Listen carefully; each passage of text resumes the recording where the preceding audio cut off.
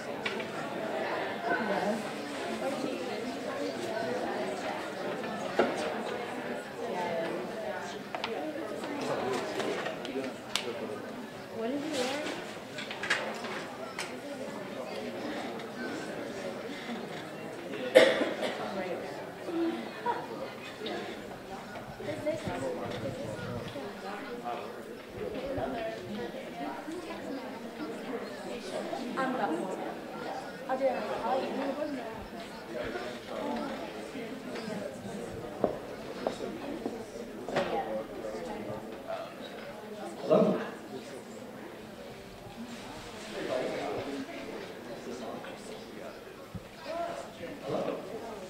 Welcome. My name is Patrick Plaisance, and I'm here to introduce the John Davis lecture for this year. Every year we have here at Penn State a lecture on an invited lectures on advertising ethics. This year I'm thrilled to and take over this program from Patrick Parsons. So this is my first year doing this, and I'm really pleased to have gotten who we got this year.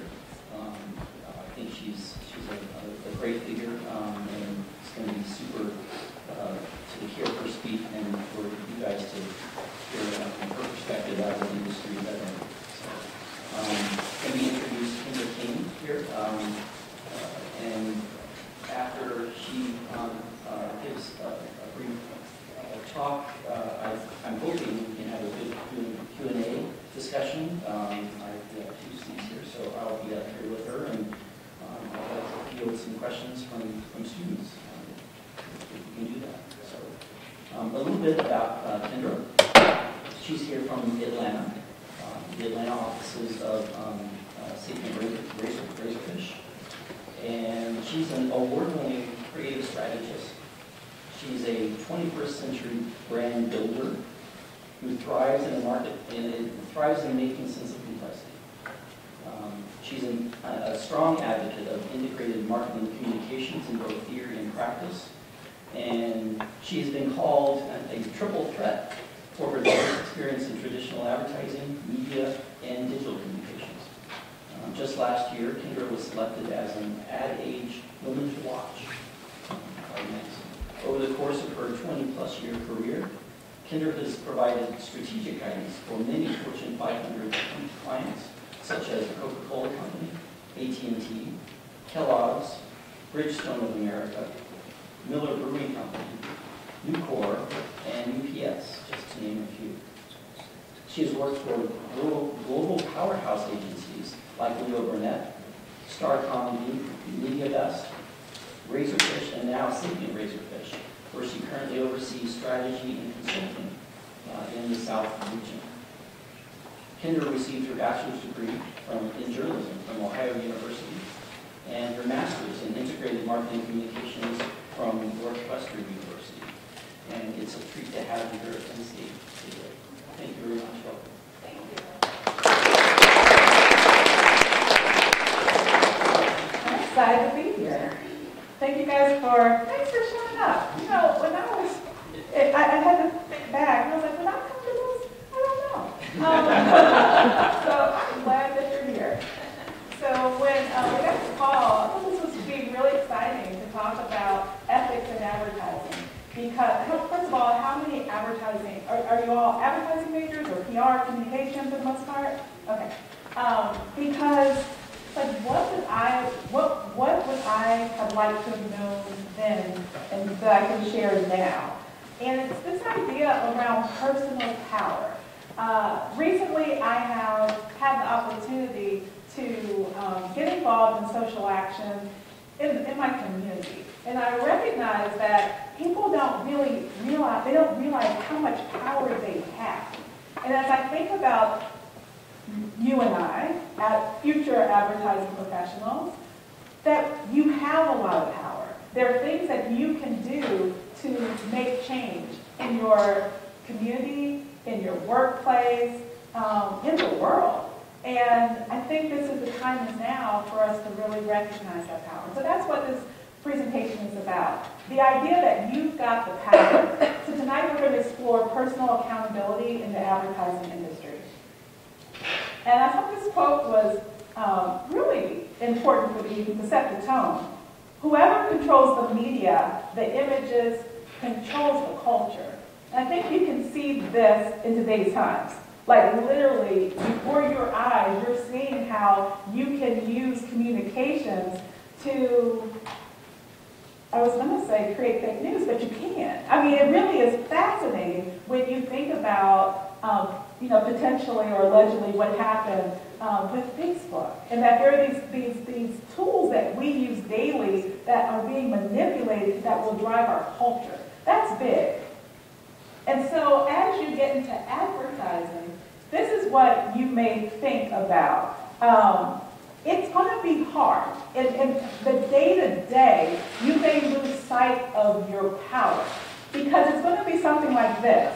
One guy saying, we have feedback from a client on our cool project. You're like, so? They hate it. And? Well, that's it.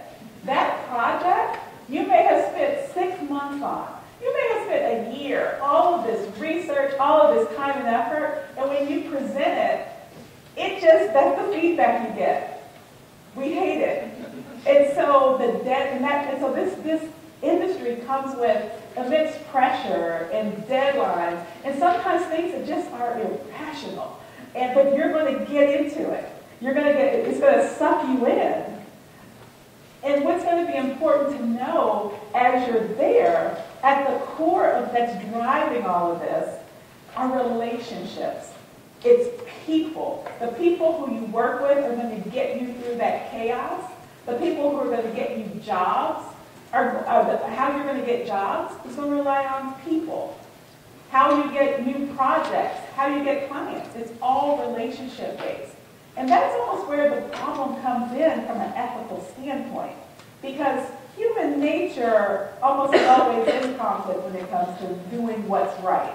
And that's where I found working in the industry to be somewhat problematic, because with these relationships, it can be lack of transparency or kickbacks that come with it. These relationships mean that maybe I get the job or someone else get the job just because we're friends, and you might not get the job just because you don't know the right people.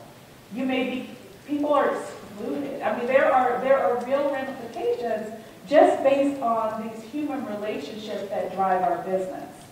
And so, again, we've got this power, but then as you get into the day-to-day with the deadlines, and then you realize on top of all this craziness are these relationships that you may or may not be able to control, you may lose sight of the power that you have. And for certain, you're going to be confronted with challenging situations. I mean, they really are somewhat challenging. Around the work that you produce, the workplace will have its own set of challenges. And even as you just are living life in the world, you start to see, well, how can we change that? And so tonight, I just really want us to have this chat, this brief chat around your power and what you can do to help tackle these challenges. So all of us who professionally use the mass media are the shapers of society. We can vulgarize that society, we can brutalize it, or we can help lift it into a higher level. The choice is really ours. We have that type of power. So my question is, what will you choose to do? So when you are confronted with ethical dilemmas in our industry, in the workplace, with the work you're doing and in the world, are you going to choose to ignore it? Just turn a blind eye and kind of pretend like you don't see it? Are you going to address it? Are you going to have that courage to say, you know what, this isn't right, and tackle something right in the moment? Or are you going to combat it? Are you going to rise to the occasion and incite systemic change? Get to the root of it and try to drive it out of our society? So those are the type of thoughts that you can consider as you get into the world of advertising. And so what I've just selected a few of these dilemmas that you may be posed with. One will be when we think about the work. Stereotypes are real in advertising. And sometimes it happens right in front of your face when you're sitting at the table concepting or you're reviewing work. And so in this instance, how many people are familiar with this, the Kellogg incident? Okay. Or one of my clients who will go unnamed, who sells facial moisturizers and such. You can find yourself really good people who just may either ignore, but it oftentimes because of the stereotypes, I'll be honest, it's less about ignoring stereotypes, I think, and it's more about just not being aware or being ignorant to the sensitivities that are around stereotypes. And so, are we going to address that when one of your colleagues brings up a question or raises their hand in a meeting and says, you know what, I find that offensive. Could we reconsider? Are you going to brush them off? Because often that's what happens. People are like, oh, you're just being too sensitive. Or will you take the opportunity to acknowledge that someone has been offended? So stereotyping is definitely something you're going to face that you may see in the workplace. I just wanted to share a couple of thoughts about how I've reacted to stereotyping in our stereotyping or depiction of ethnic diversity in the field. And so recently, I had in the last 2 or 3 years, I've worked with a group of women who really tried to combat the images of African American women in the media. And so there's a group of us who just said one day, you know what, we're just kind of tired of this. And we actually independently have enough experience and power that if we join collectively, we can actually address this. So last year, we did a study with the University of Missouri that started to quantify some of the thoughts that we had learned. Back in 2015, we did a watch party tour. We did about 10 focus groups held at different universities and advertising agencies around the country, where we just started to have conversations around the images of African American women in reality TV. And so we call it our reality TV watch party tour. From those conversations, we learned that there were some disturbing things that the impact of these images. We learned that it was starting to distort how African American women felt about themselves, how people were seeing them in the media, or seeing them in real life based upon what they're seeing in the media. We recognize the need for media literacy because we had teachers in the audience of some of these watch parties who were saying it was becoming more challenging to actually teach African American girls in class because some of them in certain areas were less interested about pursuing higher learning because they thought a quicker way to fame would be to get on reality TV or to become an Instagram celebrity. And so with that, we said we're going to do this study so that we have the data to go talk to the entertainment industry, so that we can go talk to our agency holding companies, as well as the networks to get money. If you're going to have these images out there, let's counter them with something positive. So that's how I took this approach of stereotyping, to say, let's not just address it, let's combat it. Let's figure this out. And so one of the questions from the study was around how do you describe yourself? This was among a multicultural group of women 18 to 24. And so when we asked them, millennial women describe themselves as awesome and cool and fun and active and kind. Those are some pretty good words, right? When we asked words that describe African American women in the media, there was a different tone. The words that popped were corrupt and lazy and argumentative. And when we looked at a subsample of African American women, they saw themselves as, they were more likely to see themselves and describe themselves this way. So again, this is just a thought around the impact of our work, that we may just think that, oh, they're just images, this is just a commercial, or this is just an app, or this is just a website, but our work that we do in the industry actually has real world impact. And so that's a dilemma. What are we going to do about that? The other side of the coin is, so this was actually, they ran an article, or they did an article on our study, and so they got they got a quote from Lena Waithe that said, "It's not just some sort of evil plan by the people in charge. When we sometimes feed into it, some of these shows are run by African American producers. The majority of the audience for these shows are African American, and they're entertained by it. And most importantly, as long as there's a market for it, people are going to want to be in that market and play up those stereotypes. So at the end of this, it's all about the money. It's about the eyeballs. And so we can't really, on one end of it is, what are we going to do what's right? But then as a marketer, we also know what's going to be profitable. And so that is going to be something to consider as you think about dealing with the work that you produce. Another issue that comes up is privacy. I was working on an Olympics project for the Olympic Games a couple of years ago, and came across the fact that I didn't realize that at that time I didn't realize that your phone was listening, that my phone was listening to me, or that it listens to me. Do you know that your phone listens to you? And so when I found it, I'm like, this is kind of not okay. Because what we were saying we were going to do is we wanted, and there's a company that will run your ads so that when they're being picked up, so your phone is here, you're listening to the ad, then we can serve you another ad, right? And we know, because you know what you're watching on TV. I personally was very uncomfortable with that.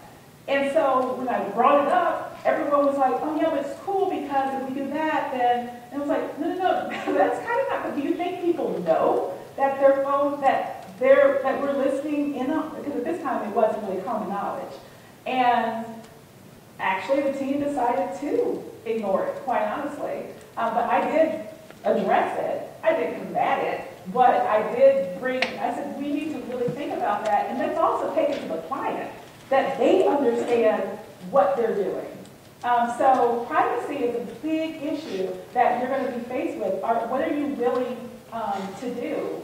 I think, are you familiar with Epsilon? Or, okay, so I see head nods. It's a lot of power.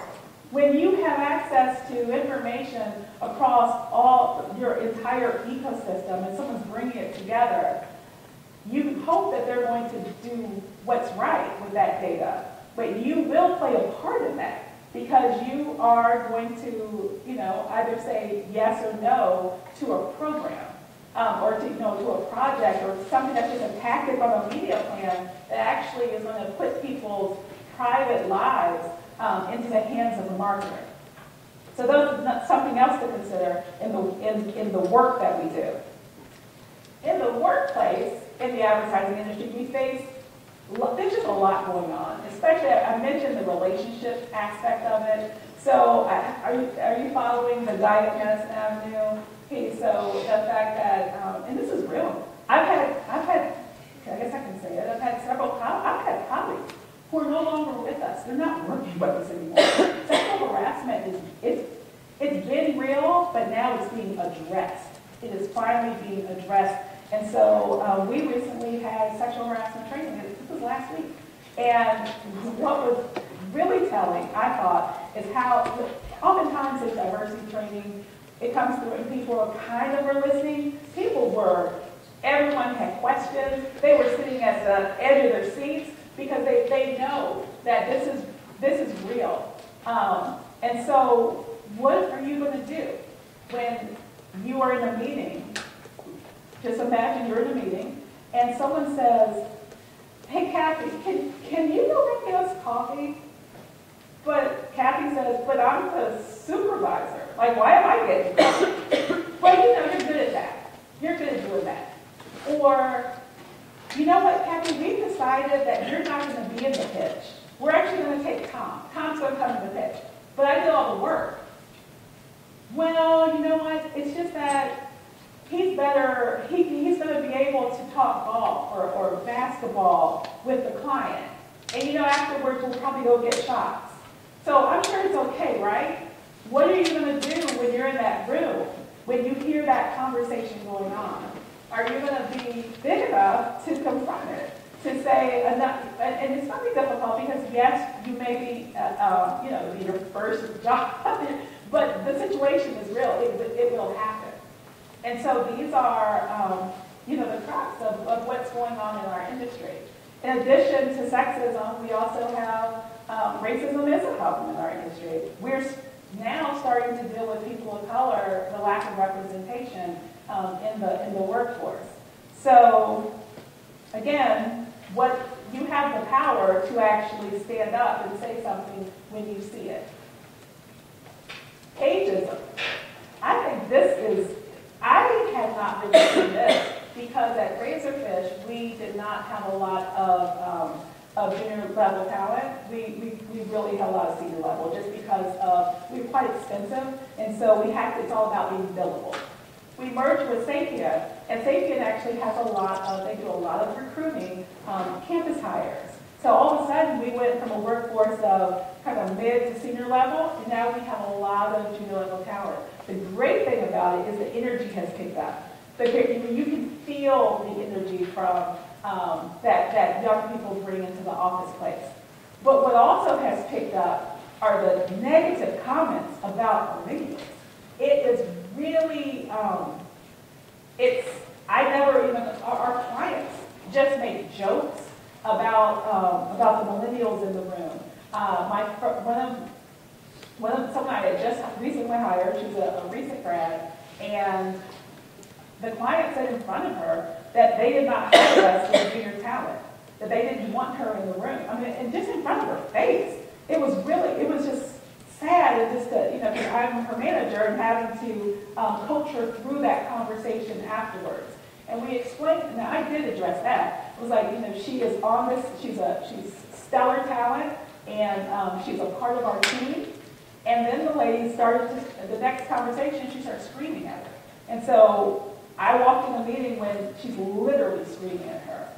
So ageism is big. And so you're going to run into this whole millennial hate. Like we just had a focus group last week where one of the respondents actually went on a millennial rant about how he didn't want millennials, and it was a co-creation session, so the millennials we're all in the room. And he was like, I'm sorry about this, but this is how I feel. So what are we going to do about that in the workplace to make sure that everyone feels valued? Because after you shut someone down like that, how are they going to be a strong contributor to your team when they don't think their voice is welcome in the workplace? So ageism, sexism, racism, it's all happening inside the advertising industry. But then lastly, it's around what's happening in the world. What are you going to do when your client could be Delta, it could be United Airlines, and they're going to stand against something you may or may not believe in? Are you going to ask to get off the account? I've been in situations where I've been asked to participate in categories, products that I just didn't wish to be a part of. But someone asked me, would you please just sit in on a group? And I'm really just not tobacco, it's just not my thing. But I sat in, and when I saw what was happening, I mean, it was in depth. I mean, that because it's a business. And so all of the research, everything that we do to sell cereal or to sell an airline, they're doing that to sell their product, which makes sense. But the sophistication behind it, I was like, you know what, I had to opt out because that's just not what I want to participate in. But on the other hand, some people you have to be billable on your job. So what are you going to do if someone asks you to work on a product or work for a company that you may not believe in? So again, welcome to the wonderful world of advertising, but there are ethical dilemmas surrounding us. But you do have the power. And I don't want you to forget that you have the power to make change. The first thing to do is not to ignore it. Ignoring something is really easy, but you're not going to make change. And in the end, I just feel your conscience is probably going to talk to you. So if you can think about how you, and put together a plan for getting that courage, recognize the power that you have, and stand up. There are other organizations that are standing up. You won't be alone. I'm not asking you to take on something that it's just going to be you against the world. The 4As, they have programs that are designed to really depend on what you're interested in, but they definitely have a program for ethnic minorities as well as women in the industry. 3% conference, Ad Color is geared. Are you familiar with all these organizations? Because this is actually quite helpful. So the AAF. Now you have a chapter here, so you're aware. Okay, you do have a American Advertising Federation chapter here, and that is a organization that is the lobbying arm for the advertising industry. They are located in DC. And so you can go on their site, you can get involved. They have chapters not only on college campuses, but also throughout the U.S. So you can join that. That's a good place to find people who are trying to make a change in the industry. The 4As is really for advertising agencies, but if you work for one of the major agencies, you will have access to a wealth of information, really around any cause that you're interested in supporting. Ad Color is something that is, Ad Color is an organization that is committed to diversifying the industry. Lots of wonderful new talent comes into the volunteers at Ad Color. A lot of their activities happen in New York and Chicago, but they have something called the Ad Color Futures. I was going to show the video, but I didn't have much time. But check them out. Try and Google them. Ad Colors is great for up-and-coming stars in the industry. Time's Up is a recent initiative, a movement that's being kicked off among senior women in the advertising industry to make change. And the 3% conference was born to address the lack of women in the creative as creatives in the industry. So again, you can make change. There are organizations that are committed to this in the industry, and if anything, I just want you to remember that you have the power. Thank you.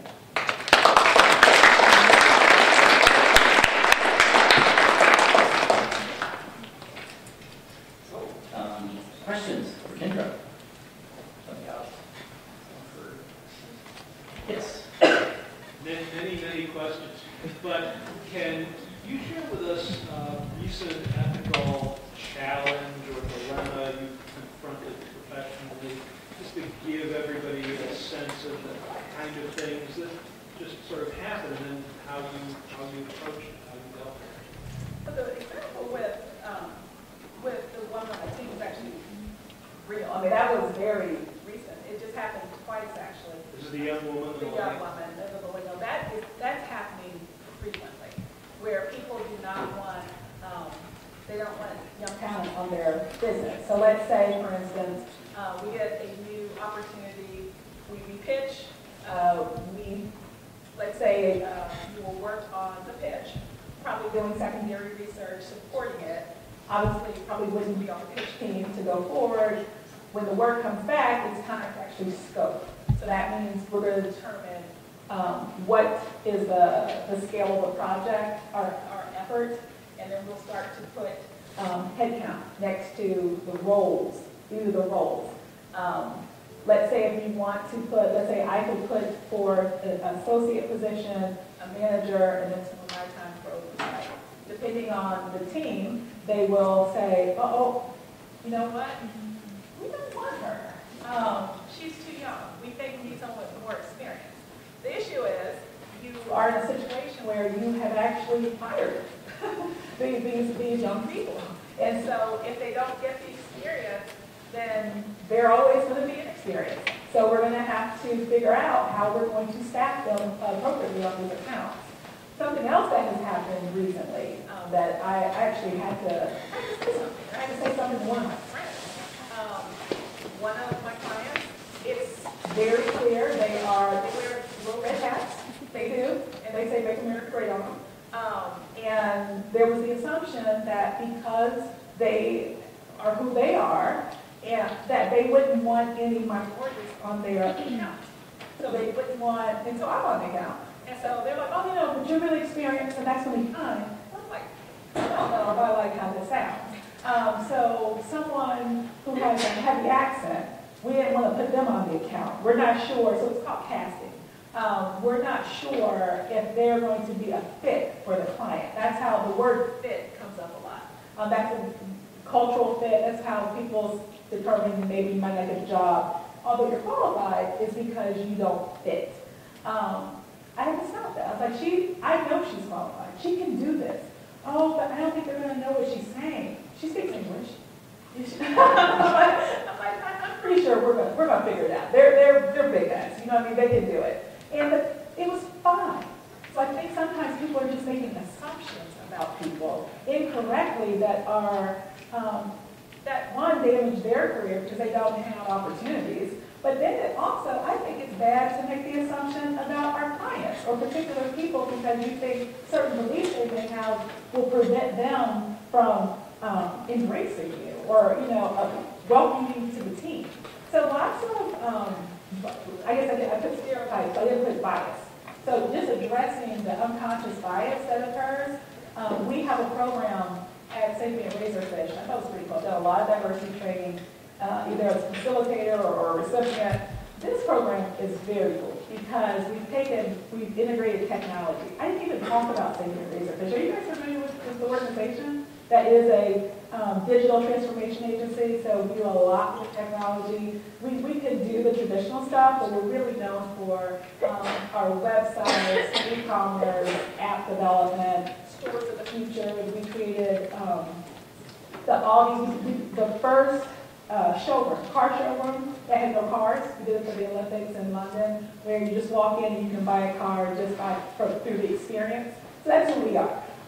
But having said that, imagine diversity training where we're not talking about people and their experiences they've had. We're listening to real stories of people. So in our office, we had tape all around the office. And you put on the headphones, and then you walked around the office, and you went into the conference room, and you could hear the stories of people talking about the biased experiences they've had right there in the workforce.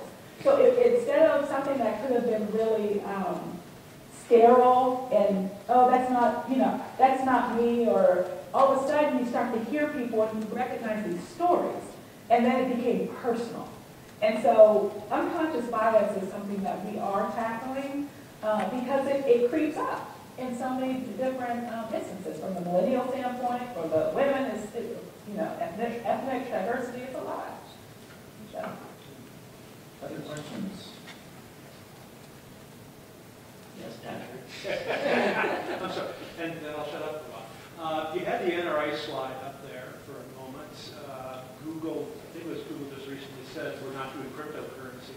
Are there any products or product types or categories of services that Razorfish just says we're not interested in doing, and anything recently that they rethought?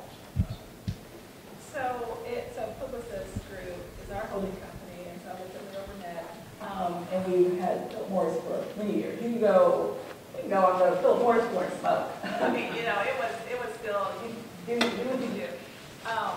So I still believe we do stuff with Philip Morris. So we as a holding company don't not, but on an individual level, so we had an RFP come in last year. I'm trying to remember the category. I think it could have been tobacco, but I don't think it was. Maybe it was. It was either tobacco or, I think it was tobacco. And we collectively, our group, in our region, we said, do we want to pitch this? And if so, who's going to do it? Because some people opted out, like myself, and they're like, okay, do you think we're going to get enough people who want to? So we made it less about the company and more about, is this the type of business that we want to actively engage in? And we passed on the opportunity. Other questions? Oh, I have another answer to that. Well, now there's something else. It's interesting because it goes the other way. So, Hobby Lobby is, we did some work with Hobby Lobby, and there was a team. So are you familiar with Hobby Lobby? Okay. And so I guess their founder or someone has said some derogatory comments about maybe homosexuality, something that happened. Anyway, we had a group of people who were like, we're not working on it. So we did the job, but we had a group of people who boycotted it. We're pitching Chick-fil-A now. Oh, no. And so, again, you have, we're all in. I mean, we think Chick-fil-A. Again, that's personal. Like, some people don't like Chick-fil-A, and some people do. But as a company, we're like, we approach it. We're going to go after it, but we won't penalize anyone if there is, if there's uncertainty. Like, we would never force someone. But as an agency, we have chosen, we think they're a great company, we want to work with them. Yes, sir. You talked about ageism and kind of just that like a younger person maybe couldn't do the same job as someone older. Do you ever see in the near future where maybe it would be the opposite, where the younger people don't think the older people have as good of a grip on how to advertise in the 21st century? So that actually came up recently, and they were like, it's going to take a shift, because at the top, at the very top, it is definitely not driven by young people. It's going to be a while for that to happen. Yeah. However, we talked about that. In fact, another pitch, it just kind of happened a couple weeks ago. Another pitch, they're looking for a millennial perspective. It happens to be a category that I know really well. I know this restaurant, I know this very well. I have a little passion for it. They're like, well, we just want to make sure that we also have a millennial perspective.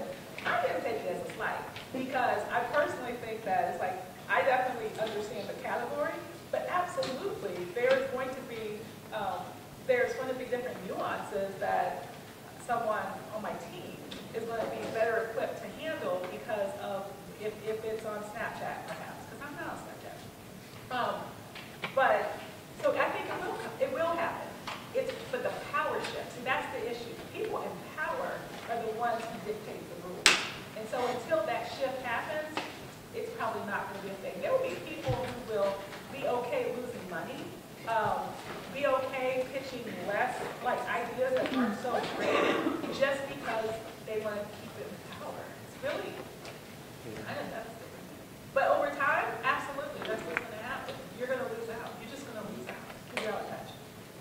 you.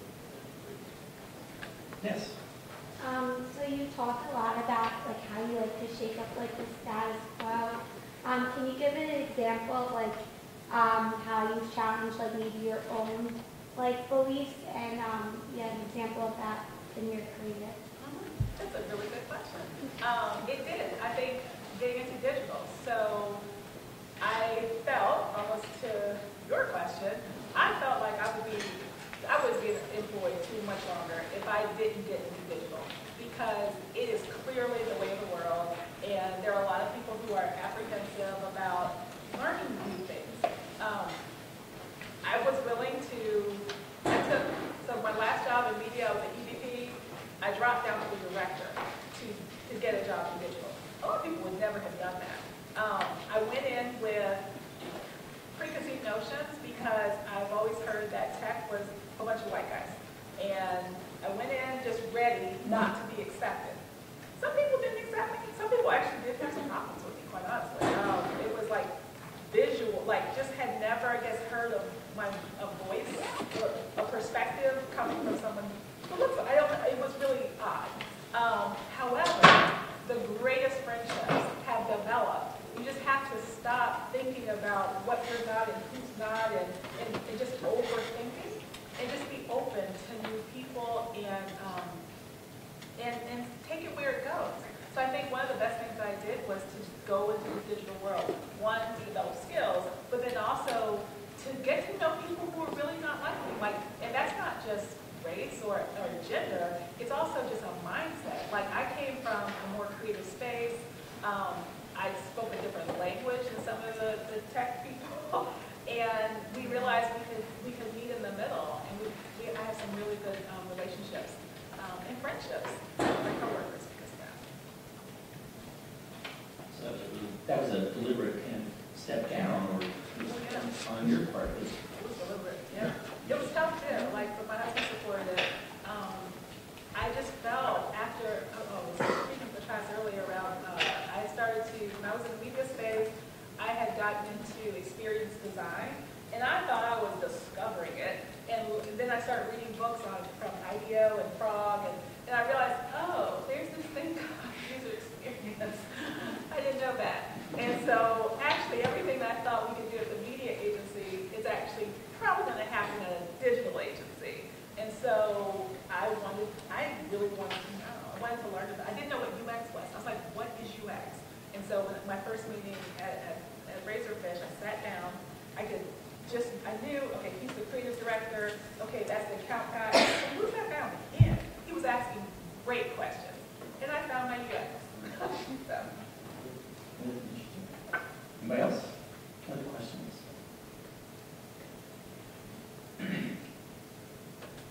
Sarah? I teach here, and you showed the Kellogg's example, and we talked about Kellogg's. We talked about the recent Dove situation where a woman of color cleans her skin white, and we've also talked about the Bloomingdale's ad a couple years back during the holiday season where they suggested to get your date drunk so you could take advantage of her. And the question that students always pose to me is, how many people saw this before it went out?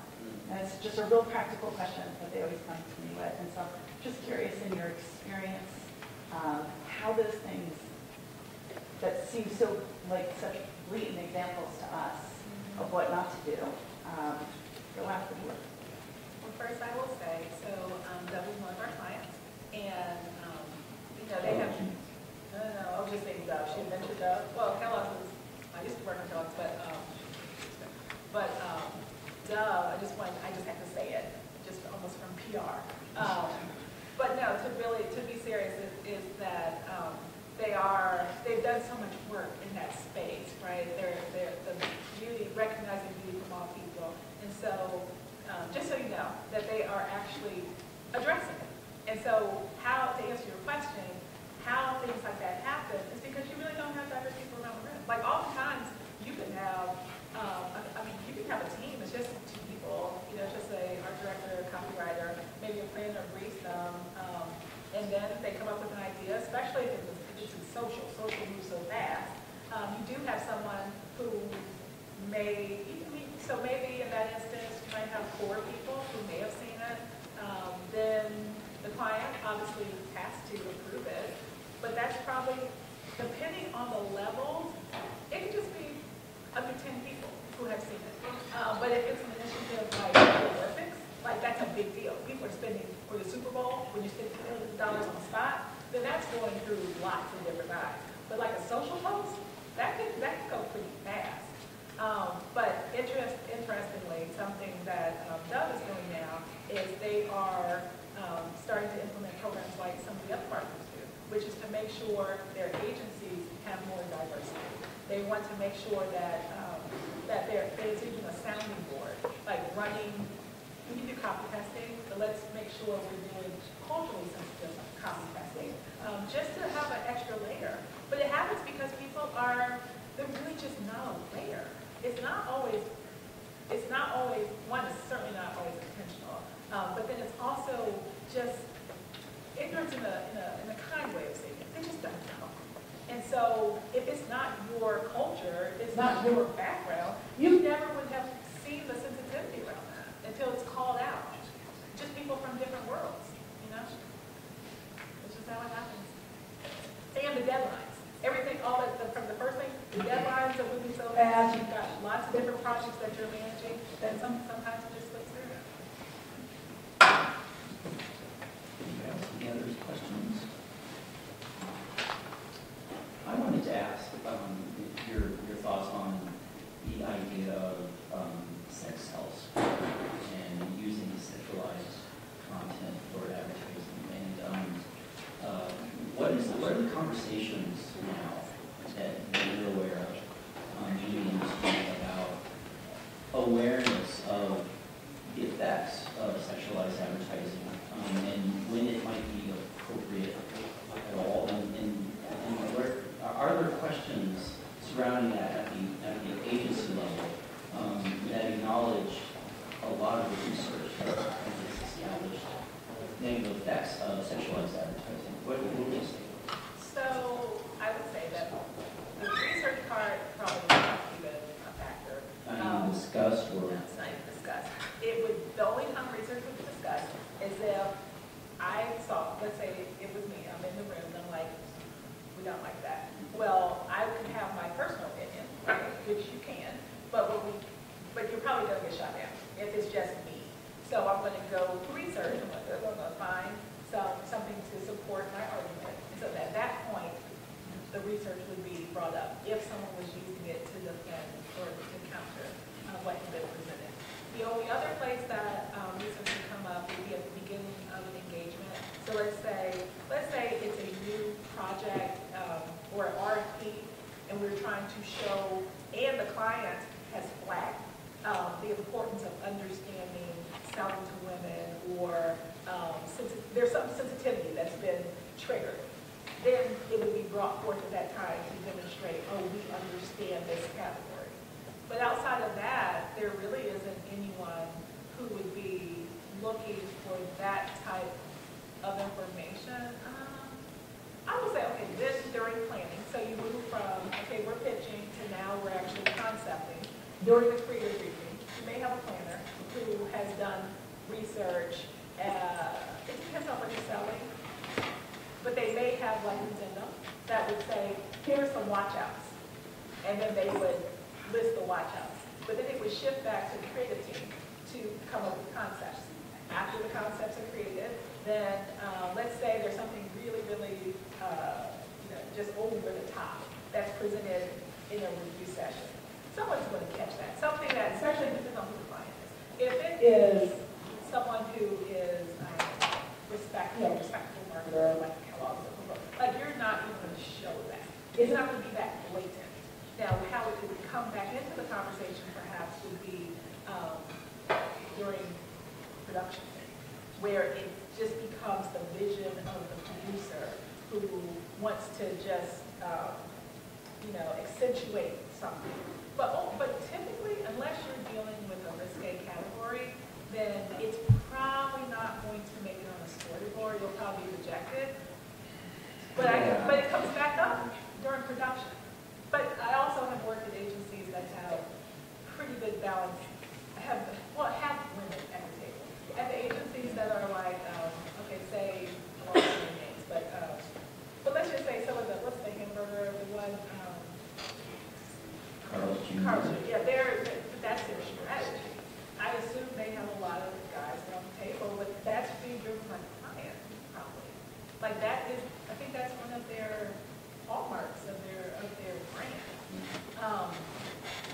the other thing you have to think about is the relationship between client and agency. So if someone, it can come from the agency, but sometimes it comes from the client. Yeah, I have questions. So you talked about ageism and millennials, and you talked about, being empowered to say something. So we have a room full of people who are millennials who may run into this situation where somebody says something. What advice would you give them to engage with that, or to not engage with it? Is it that you get someone else to speak on your behalf, or say something yourself? How do you deal with that? I've seen it in many ways. Like the woman who it happened to, she was very vocal. I mean, she didn't say to the client, but she said to me for sure that this is, that she was very uncomfortable with the situation. She was very vocal. I mean, I was clear. It wasn't. She was. And I became her advocate. So I think it does go both ways. We've also flagged things to HR. Like if it's really out, let's say if I said something to, we know it's an awful incident, it really was. But let's say if I'm not able to shut it down, then we'll go to HR, and we had where our HR would talk to their HR to bring something up. If it's really, we've seen some harassment, sometimes from the client side, just suggestive comments to some of the agency people. We have to protect our people. So the recommendation would be say something.